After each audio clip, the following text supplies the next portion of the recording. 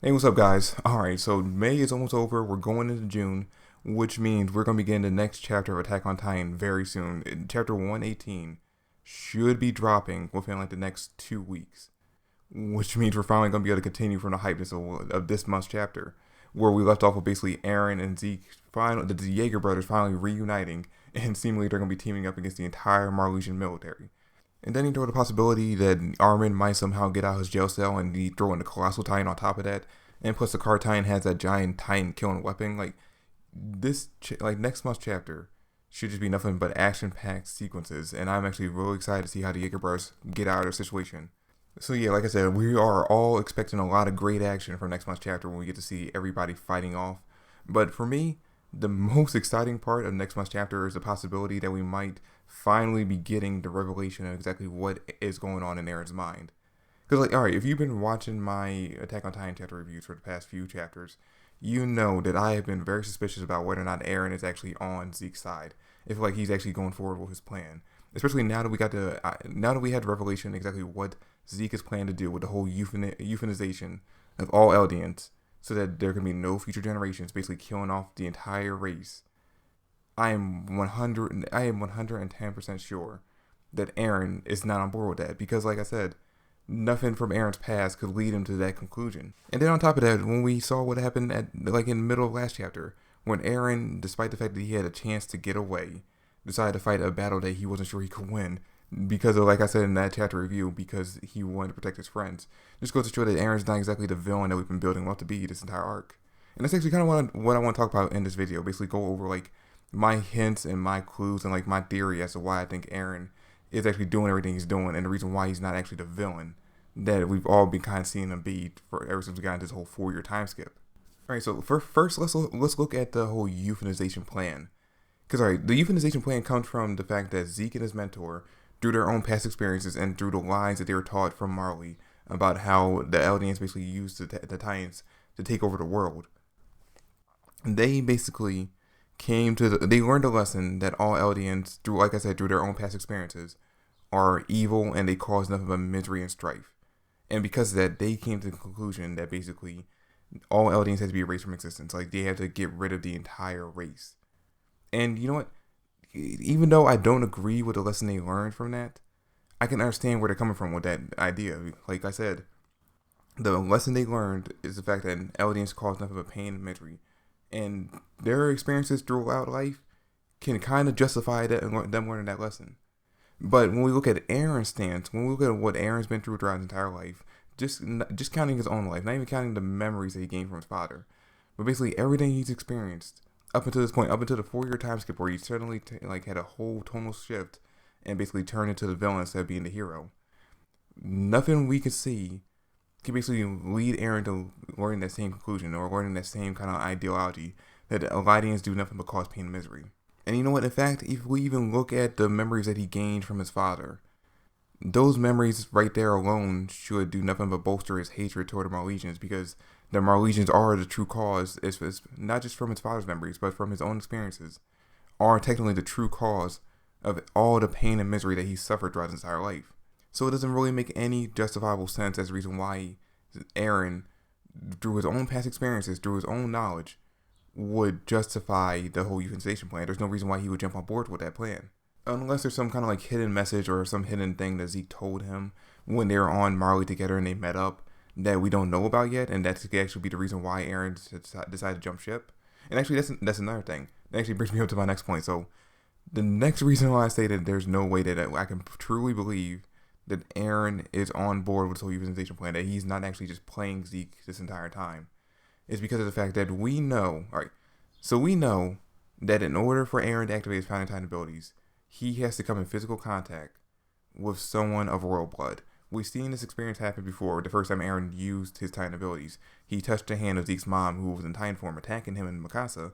And as soon as he did it, his Founding Titan abilities activated, and he was able to control the Titans enough to send them after the Armor Titan instead of himself and Mikasa and all his friends. Now, the key point of this whole theory that I'm throwing out here right now is the fact that basically when Eren touched her, he was in human form. He doesn't have to be in Titan form in order to activate the abilities.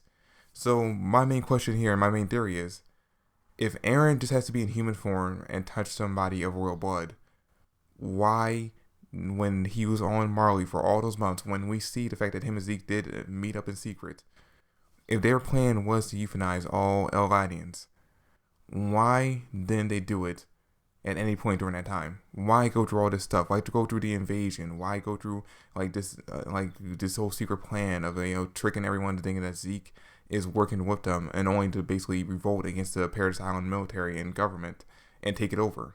Because really, at any point, Zeke and Eren could have met up in secret and used the Fountain abilities to basically just euthanize all Eldians. No one would have ever known.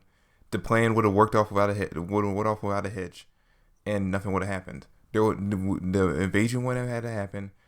Sasha wouldn't have had to die, and the counter invasion that's currently going on right now would not have had to go down if they would just went forward with that plan. If they would just done it while they did to it and were both on Marley. Now, if I remember correctly, they did kind of try to justify the fact that basically they had to wait for Historia to become pregnant. That way, basically, her child, once Eren dies and he passes on the Fountain abilities to the next generation, to the next person, and then so on and so forth, that child could eventually inherit those abilities and basically become the Fountain and use the Fountain abilities to control all the Titans in the wall, basically keeping the rest of the world from attacking Paradise Island by having a threat of the Wall Titans, like basically keeping them at bay, and that way the rest of the last generation of Eldians can live in peace until they naturally die off. But here's the thing, though. Here's the thing, and I'm not a doctor. I haven't done any real research on this whatsoever, so I'm kind of talking out my ass. I don't really have any proof.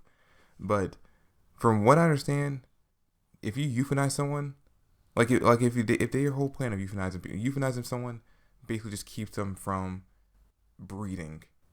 Like basically, just keeps them from all right. So if you euthanize, say, Jean and Mikasa, and two of them have sex, then no matter how hard they try, they would not be able to have a child. But as far as I'm aware, euthanizing the entire race would not affect the fact that Historia is already pregnant with a child.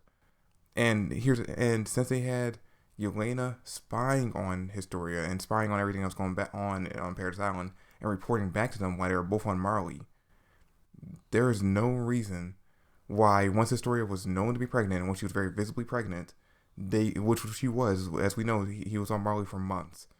And by the time they got back to Marley, or by the time they got back to Paradise Island, Historia seemingly is very ready to give birth. So she's already pregnant, then there's no reason why, once they confirmed that she was pregnant, they couldn't just met up in secret and gone forward with the plan. Even during the invasion of Marley, when Yelena was basically leading the Titans away and basically kind of got Zeke on his own, they could have worked together at that point and just met, instead of Reiner and Eren meeting up, it could have been Zeke and Eren that met up. Now, maybe another aspect is that maybe the person who has royal blood has to be in Titan form in order to activate it, which again, they could have snuck off at any point. Zeke could have just snuck off in the middle of the night, met up with Eren, turned into his Beast Titan form, and then basically just gone forward with the plan. But then again, I guess on that aspect, if we did go with that plan, or if they did go with that method of basically Zeke turns to the Titan form, drawing a lot of attention, and then her basically rushing to use the plan, it would have resulted in the two of them being captured, which means Marley would have regained the Fountain Titan abilities. But then again, that still goes with the idea that the caveat that he has to be in his Titan form. If Zeke doesn't have to be in Titan form, then they're fine. Literally, when they were sitting on that bench that we saw in the flashback, Eren could have just reached out and touched Zeke's shoulder at any time, and the plan would have been enacted. That would have been fine. Okay, and then my final reason as to why I think Eren actually isn't really on Zeke's side at this point is because of what happened in chapter 117. I kind of mentioned this earlier on in the video, but basically we see, once Marley starts invading, we see Reiner in his Armor Titan form basically openly challenge Eren to a fight. Eren goes down there and he ends up getting jumped by Reiner and the Jaw Titan. And then eventually the Norwegian military comes in on the Car Titan's back with anti-Titan weapons. Now, this is a fight that Eren going in, even with the Warhammer Titan abilities, even with his Attack Titan abilities, even with his Hardening ability, he couldn't have been 100% sure that he would win a 2-on-1 fight especially with the Norwegian military backing them up, with the possibility of them backing them up with anti-Titan weapons, which he already knew they were aware of and were actually working on developing. And keep in mind, it's not like Eren had no choice but to fight. He had the option to run. Yelena and the rest of the recruits basically called out to him and said, hey, get the fuck out of here. Use the tunnels underground. Use your Warhammer Titan abilities to basically get out of here and get to safety. We'll hide you. We'll find out where Zeke is. We'll get the two of you to meet up, and we'll go forward with the plan. But Eren couldn't do this because of the fact that he knew, and this is actually a very key point, and actually goes to show that Eren's exactly not the villain that he's been made out to be. Eren knew that if he left that fight, if he would have just ran away and stayed himself, he would have been leaving Mikasa, Armin, Jean, Connie, and all the other soldiers who were locked up in that building to the mercy of the entire Norwegian military.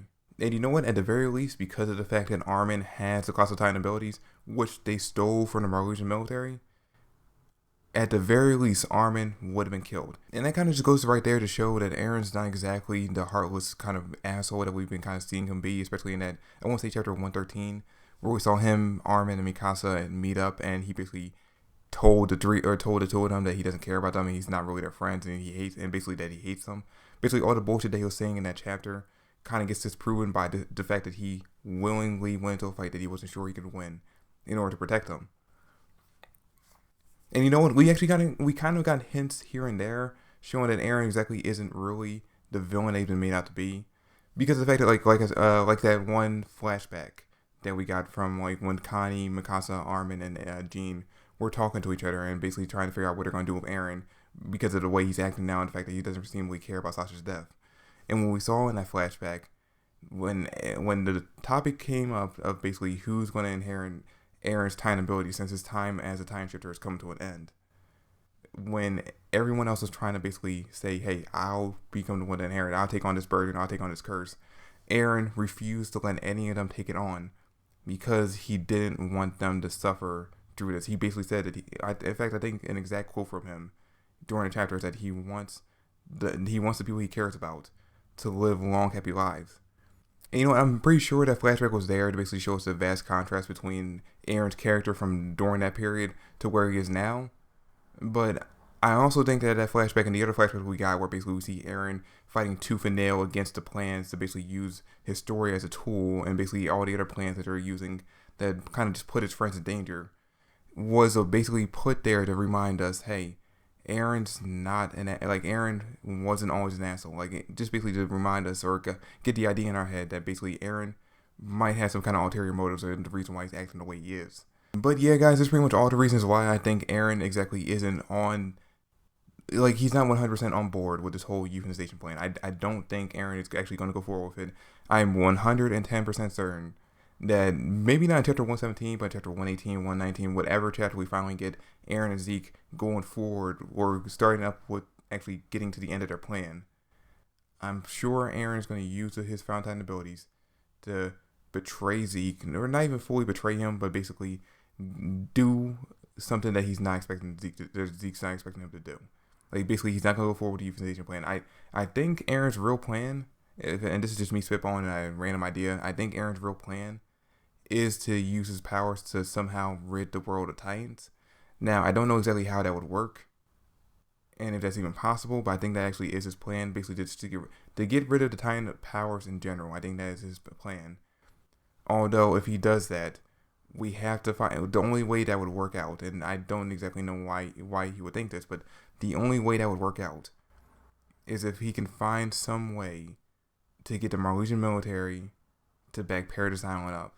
That way, once the Titan abilities are gone, and they don't have the wall Titans or anything to protect them anymore from the rest of the world, that the rest of the world doesn't attack them. If Marley, their biggest enemy, ends up backing up the alliance, and then if they can change, then the rest of the world can too. But that's pretty much it for the video, guys. Thanks for watching. I hope you enjoyed. If you did, drop me a like, subscribe to the channel. I greatly appreciate it. Comment down below your thoughts and theories on what I had to say in this video, and like basically what you think is actually going to happen in chapter 117. I didn't really talk about it much. I know that's the title of the video, like basically talking about shit that's going to happen in 117.